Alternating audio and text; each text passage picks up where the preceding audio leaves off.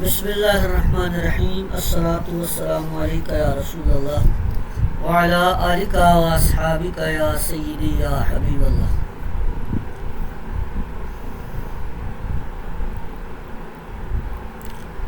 صحیح بخاری شریف ابواب العمرہ۔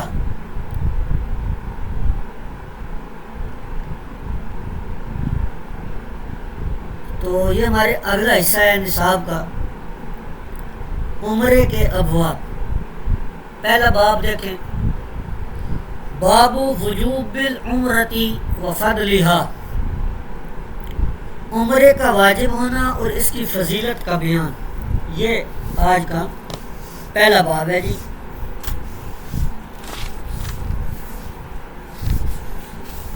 حضرت عبداللہ بن عمر رضی اللہ تعالیٰ عنہ نے فرمایا کہ ہر شخص پر ایک حج اور ایک عمرہ ہے۔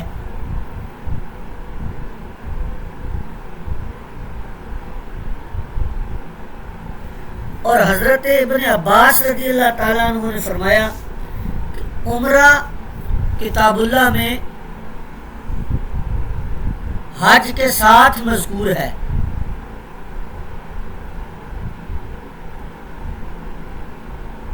یعنی اللہ تعالیٰ نے قرآن میں فرمایا ہے اور حج اور عمرہ پورا کرو اللہ کے لیے۔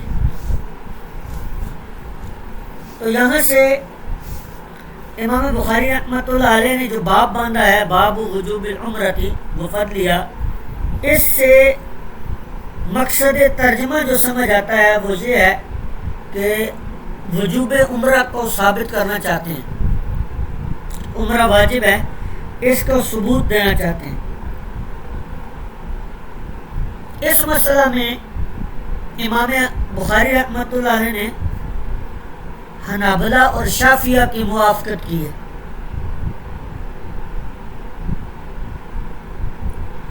اور وَأَتِمُّ الْحَجَّ، اس کا مطلب یہ ہے کہ جب کسی نے حج یا عمرہ شروع کیا، یعنی اس کا احرام باندھا، تو اس کا پورا کرنا لازم ہو گیا۔ بیچ میں چھوڑ بیٹھے اور احرام سے نکل جائے، ایسا کرنا جائز نہیں ہے۔ اچھا، اب چونکہ یہ عمرے کی بحث ہے، عمرے کے ابواب ہیں، تو سب سے پہلے عمرہ کی لغوی اور شرعی تعریف دیکھ لیتے ہیں۔ فتح الباری اور عمدۃ القاری کے اندر لغوی معنی زیارت، عمرہ کے لغوی معنی زیارت کے ہیں، اور شرعی معنی یا اصطلاحی معنی خانہ کعبہ کا قصد کرنا مخصوص شرطوں کے ساتھ۔ عمرے کی نیت سے احرام شرط ہے، اور طواف بیت اللہ اور سعی بین صفا والمروہ عمرے کے رکن ہیں۔ احرام شرط ہے عمرے کی نیت سے، اور تین چیزیں، طواف بیت اللہ اور صفا اور مروہ کی سعی کرنا، یہ عمرے کے رکن ہیں۔ اچھا، عمرے کے حکم میں اختلاف۔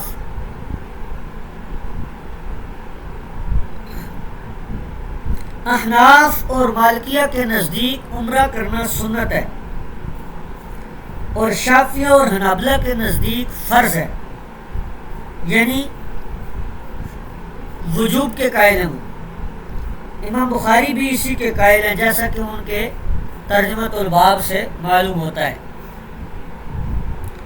شوافع اور حنابلہ کے دلائل کیا ہیں؟ شوافع کہتے ہیں، پہلی دلیل کے طور پر وَأَتِمُّ الْحَجَّ وَالْعُمْرَةَ لِلَّهِ، اس کو وہ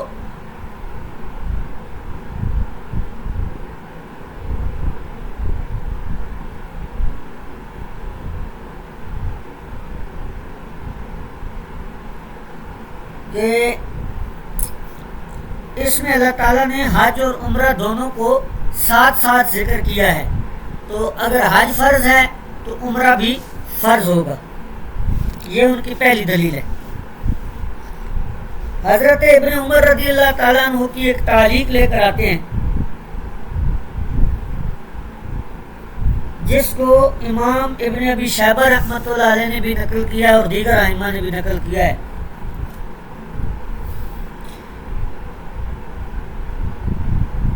اور اسی طرح حضرت ابن عباس کی جو دلیل لے کر آئے یہ اس کے وجوب پر کہیں نہ یہ ہے کہ یہ حج کے ساتھ اللہ تعالیٰ نے بیان کیا ہے.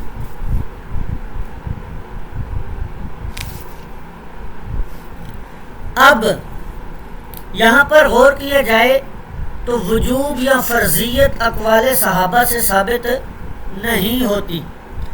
اس کا جواب یہ ہے امام بخاری رحمہ اللہ یا جو وجوب عمرہ کے قائل ہیں، تو چونکہ یہ بخاری شریف پڑھ رہے ہیں تو امام بخاری کے حوالے سے بات کریں گے. امام بخاری رحمہ اللہ کو جب عمرے کی فرضیت اور وجوب کے لیے کوئی روایت نہیں ملی یا اپنی شرط کے مطابق جو بخاری شریف میں حدیث لانے کی شرط ہے اس کے مطابق کوئی حدیث نہیں ملی، تو وجوب کی دلیل میں یہ دو تعلیقات آپ نے پیش کی. تو اس کا جواب یہ ہے کہ یہ ان اصحاب رسول کا اجتہاد ہو سکتا ہے جس سے فرضیت کسی کے نزدیک بھی ثابت نہیں ہو سکتی. اور رہی بات سنت کی، سنت کے تو ہم بھی قائل ہیں.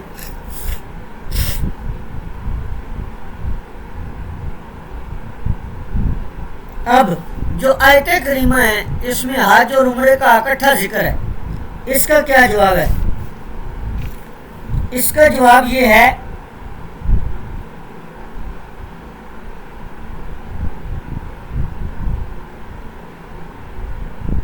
کہ اس آیت کریمہ سے اتمام کا وجوب ثابت ہوتا ہے. یعنی اگر کسی نے حج اور عمرہ شروع کر لیا تو شروع کرنے کے بعد اب پورا کرنا واجب ہے. اس سے مطلق عمرہ کے وجوب کا ثبوت نہیں ہوتا. اور احناف یہی کہتے ہیں کہ نفل یا سنت شروع کرنے پر اس کا اتمام جو ہے وہ واجب ہو جاتا ہے. دوسری دلیل ترمذی شریف میں ایک حدیث ہے کہ حضرت جابر کہتے ہیں کہ حضور علیہ الصلوۃ والسلام سے سوال کیا گیا عمرہ کے بارے میں کہ اواجبۃ ہی، کیا یہ واجب ہے؟ تو حضور علیہ الصلوۃ والسلام نے فرمایا لا، نہیں. اس حدیث میں صراحتاً عدم وجوب کی دلیل موجود ہے. تو بہرکیف خلاصہ کلام یہ نکلا کہ عمرہ کے حکم میں دو مذہب ہیں، ایک وجوب کا ہے اور ایک سنت کا ہے. قائلین وجوب کے پاس مضبوط دلیل موجود نہیں ہے اور احناف کے پاس صریح دلیل موجود ہے. مالکیہ کے پاس جو سنت کے قائل ہیں کہ حضور علیہ الصلوۃ والسلام سے باقاعدہ وجوب عمرہ کا سوال ہوا، لیکن حضور علیہ الصلوۃ والسلام نے نفی کر دی کہ واجب نہیں ہے. آگے حدیث دیکھیں. حضرت ابو ہریرہ رضی اللہ تعالیٰ عنہ سے روایت ہے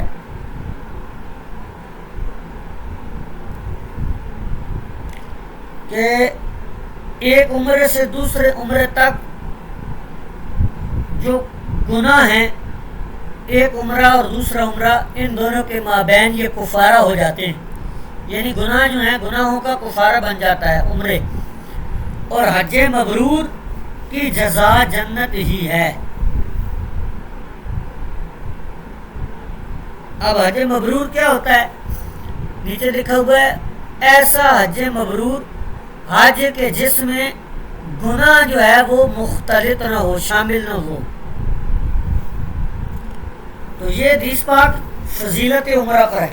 تو امام بخاری رحمۃ اللہ علیہ نے باب کے اندر دو چیزیں قائم کی تھیں، باب وجوب العمرۃ و فضلھا.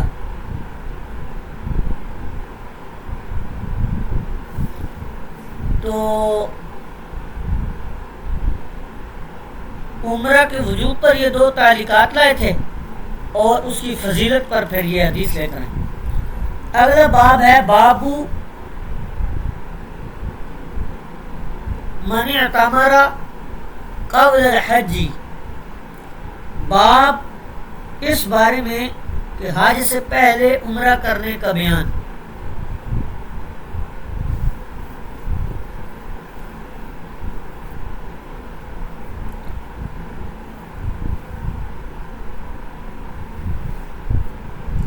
تو حدیث پاک حضرت ابن عمر رضی اللہ تعالیٰ عنہ سے سوال ہوا، پوچھا گیا کہ حج سے پہلے عمرہ کر سکتے ہیں یا نہیں؟ تو فرمایا لا بأس، اس میں کوئی حرج نہیں ہے۔ اور اکرمہ نے کہا حضرت ابن عمر سے ہی روایت کرتے ہوئے کہ نبی کریم علیہ السلام نے حج سے پہلے عمرہ کیا، اور اسی طرح ابراہیم بن سعد وغیرہ جو ہیں یہ آگے انہوں نے بھی یہ اسی کی مثل روایت نقل کی۔ اب اس ترجمۃ الباب سے امام بخاری رحمۃ اللہ علیہ یہ بتانا چاہتے ہیں کہ حج سے پہلے عمرہ کر سکتے۔ حضرت سیدنا امیر معاویہ رضی اللہ تعالیٰ عنہ کی ایک روایت ہے،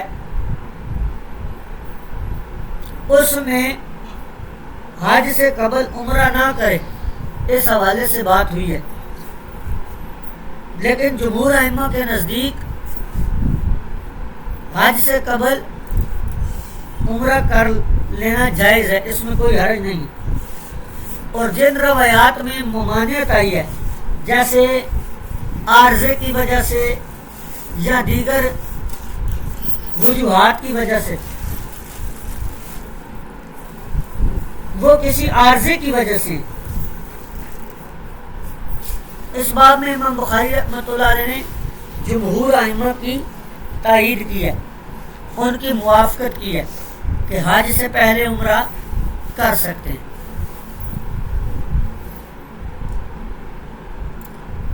اگلا باب دیکھیں، باب کم اعتمر النبی، کہ حضور علیہ السلام نے کتنے عمرے کیے۔ اس میں امام بخاری رحمۃ اللہ علیہ جو روایات لائے ہیں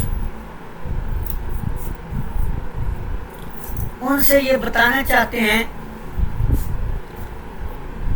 کہ ہجرت کے بعد کتنے عمرے کیے حضور علیہ السلام نے۔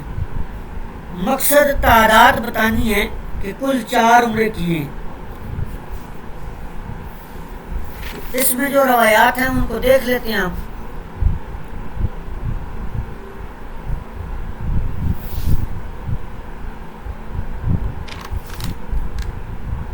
پہلی روایت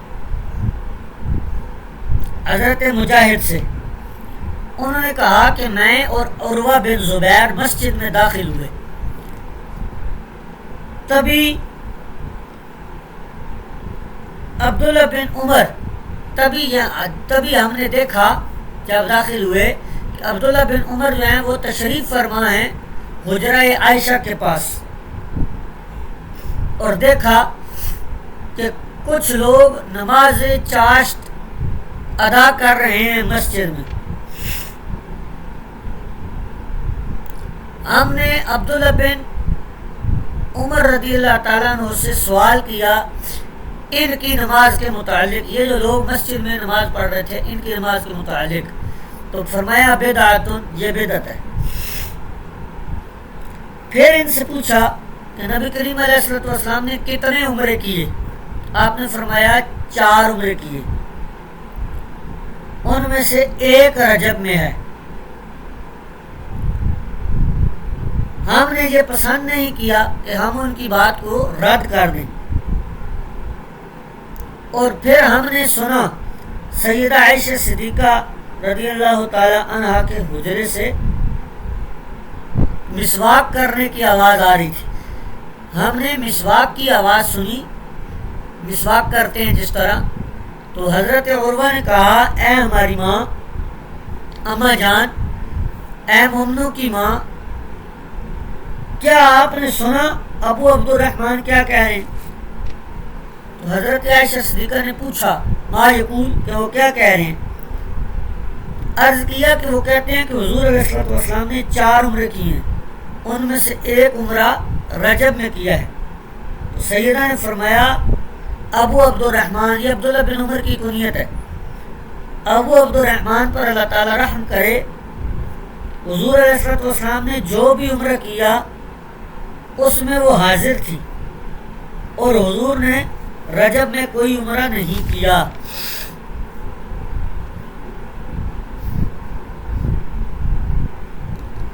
عروہ بن زبیر نے حضرت عائشہ سے پوچھا کہ کیا حضور علیہ السلام نے رجب میں کوئی عمرہ کیا؟ تو آپ نے فرمایا حضور علیہ السلام نے رجب میں کوئی عمرہ نہیں کیا۔ بہرکیف خلاصہ کلام یہ ہے کہ حضور علیہ السلام نے 4 عمرے کیے۔ اگلا باب دیکھیں،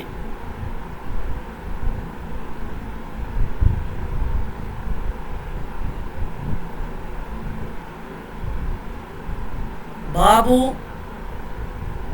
عمرۃ فی رمضان، رمضان میں عمرہ کرنا۔ اس باب میں امام بخاری رحمۃ اللہ علیہ رمضان المبارک کے مہینے میں عمرہ کرنے کی فضیلت اور ترغیب جو ہے وہ دے رہے ہیں،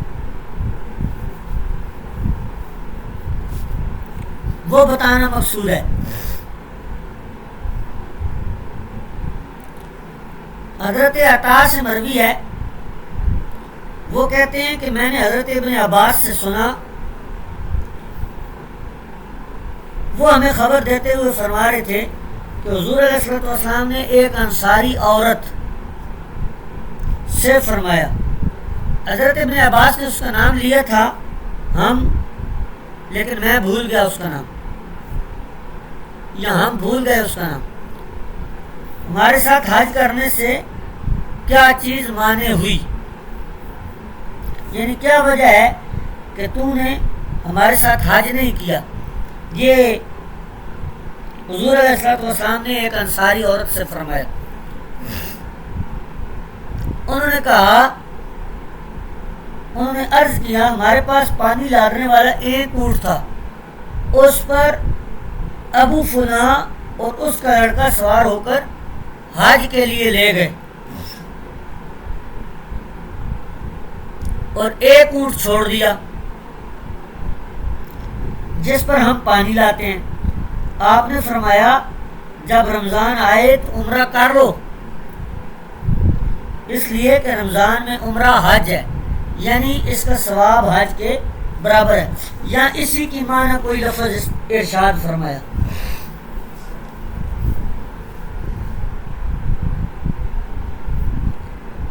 اب یہ عورت کون تھی؟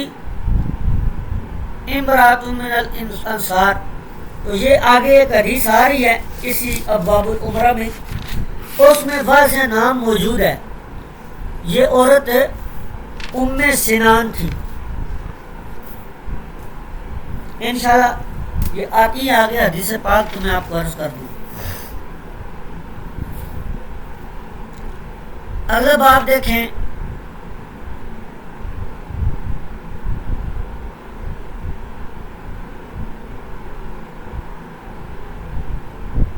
باب العمرتی لیلۃ الحسبتی وغیرہ،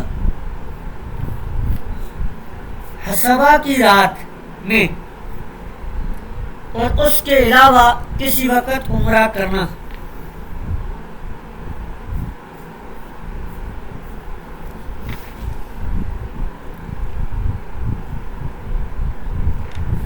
اس باب میں اس ترجمۃ الباب سے امام بخاری رحمۃ اللہ علیہ یہ بتانا چاہتے ہیں کہ بطحا، ابطح اور حسبہ سب ایک ہی جگہ ہے۔ حضور علیہ السلام نے حجۃ الوداع میں رمی جمار سے فارغ ہو کر مدینہ شریف واپس ہونے کے وقت یہاں پڑاؤ کیا تھا، رات گزاری تھی۔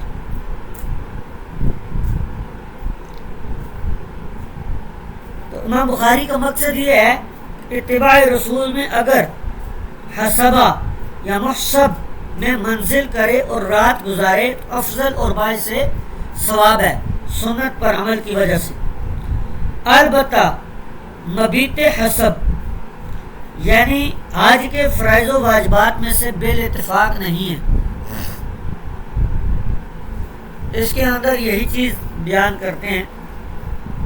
حضرت عائشہ صدیقہ فرماتی ہیں کہ ہم نکلے حضور علیہ السلام کے ساتھ جب ذی الحجہ کا چاند جو ہے وہ کیا ہو گیا، آ پہنچا، یعنی قریب تھا، یہاں کچھ دن باقی رہ گئے تھے چاند آنے میں ذی الحج کے. آپ نے فرمایا ہم سے کہ تم میں سے جو احرام باندھنا چاہے حج کا وہ حج کا احرام باندھ لے، اور جو باندھنا چاہے احرام عمرے کا وہ عمرے کا احرام باندھ لے، چاہے وہ عمرے کا احرام باندھے. پھر فرمایا کہ اگر میں اپنے ساتھ ہدی یعنی قربانی کا جانور نہ لاتا تو میں بھی عمرے کا ہی احرام باندھتا. حضرت عائشہ صدیقہ رضی اللہ تعالیٰ عنہ نے فرمایا تو ہم میں سے بعض نے عمرے کا احرام باندھا اور بعض نے حج کا احرام باندھا. میں نے بھی عمرے ہی کا احرام باندھا. پھر عرفہ کا دن آ گیا تو میرے جو ایام مخصوص ہیں وہ ختم نہیں ہوئے، تو میں نے حضور علیہ السلام سے شکوہ کیا. حضور علیہ السلام نے فرمایا تو اپنا عمرہ چھوڑ دے اور سر کھول ڈال، کنگھی کر لے اور حج کا احرام باندھ لے. پھر جب محسب کی رات آئی، یعنی جہاں حضور نے مقام حسبہ میں پڑاؤ کیا تھا اس کی رات آئی، آپ نے میرے بھائی عبد الرحمن کو میرے ساتھ تنعیم بھیجا، تو میں نے اس عمرے کا بدل یعنی جس کو توڑ ڈالا تھا اس کو پورا کیا. حدیث واضح ہے. آگے حدیث ہے، آگے باب ہے باب عمرت التنعیم. یہی حدیث ہے اوپر والی جو واقعہ بیان ہوا ہے. اس میں امام بخاری صرف یہ بتانا چاہتے ہیں اگر مکہ مکرمہ سے کوئی عمرہ کا ارادہ کرے تو افضل یہی ہے کہ تنعیم سے عمرہ کا احرام باندھے، کیونکہ حضور علیہ السلام نے حضرت سیدہ عائشہ صدیقہ رضی اللہ تعالی عنہا کو تنعیم سے ہی عمرے کا احرام باندھنے کا حکم دیا تھا.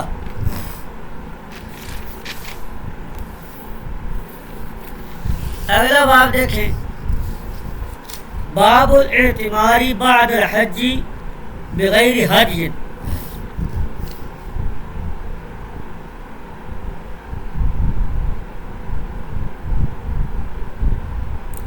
یہ بھی وہی حدیث پاک ہے جو ابھی ہم پیچھے پڑھ کے آئے ہیں، حضرت عائشہ صدیقہ رضی اللہ تعالی عنہ والی. اس میں امام بخاری رحمۃ اللہ علیہ نے یہ جو ترجمۃ الباب باندھا ہے، باب الاعتمار بعد الحج بغیر حج، کہ حج کے بعد عمرہ کرنا بلا وجوب قربانی کے.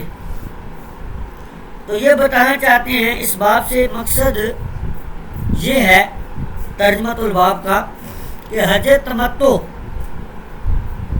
جس میں قربانی یعنی دم تمتع واجب ہے وہ یہ ہے اشہر حج میں حج سے پہلے عمرہ کرے.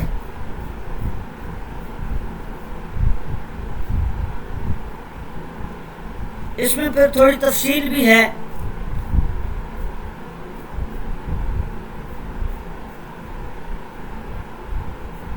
وہ یہ ہے کہ یہ اس صورت میں ہے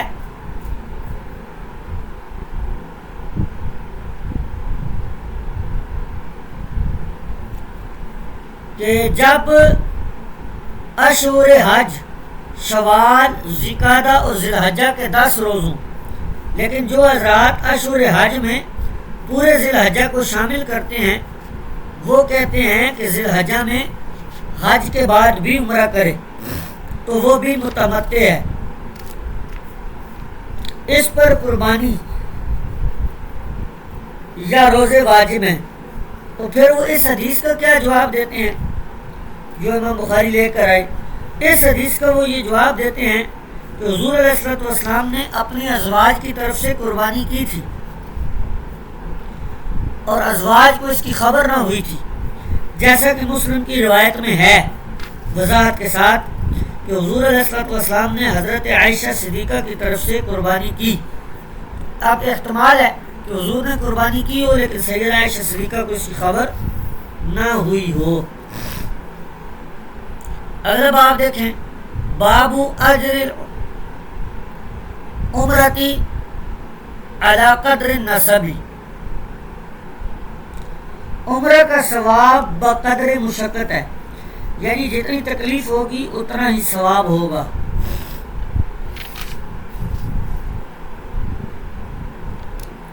تو